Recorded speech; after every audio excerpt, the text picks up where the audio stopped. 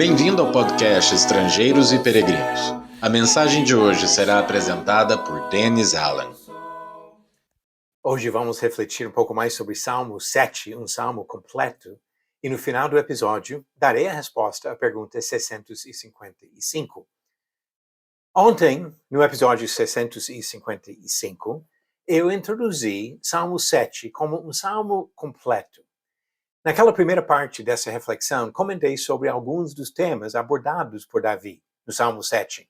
Ele falou sobre a necessidade da proteção divina diante das perseguições e a humildade de Davi ao admitir sua própria sujeição ao julgamento de Deus. Nessa continuação, quero focar o entendimento do salmista sobre a justiça e a graça de Deus. Primeiro, a justiça divina.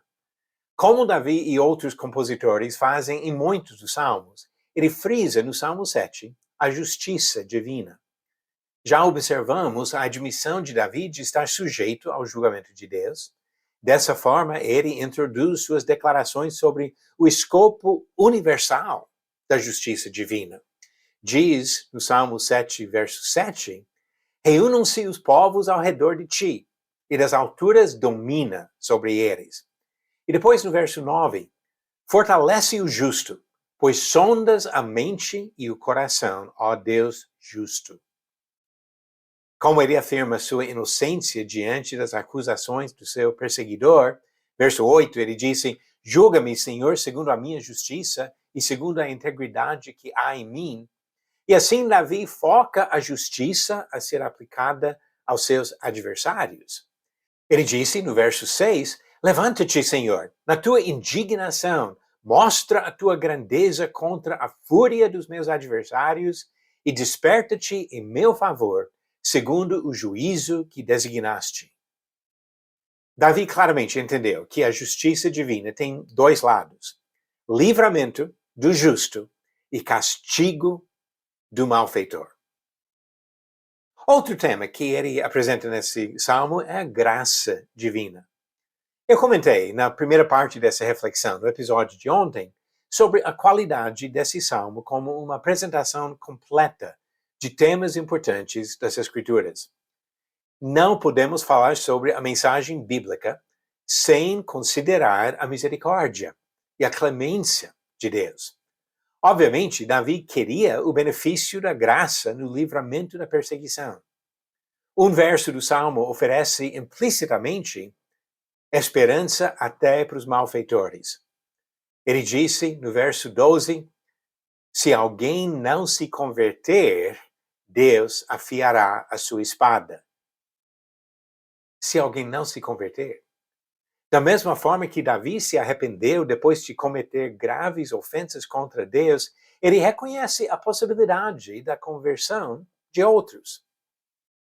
Outra característica, tema do Salmo 7, o louvor devido ao Senhor.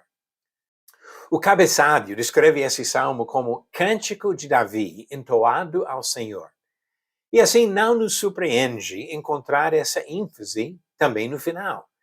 No verso 17 ele disse, eu, porém, louvarei o Senhor, segundo a sua justiça, e cantarei louvores ao nome do Senhor Altíssimo.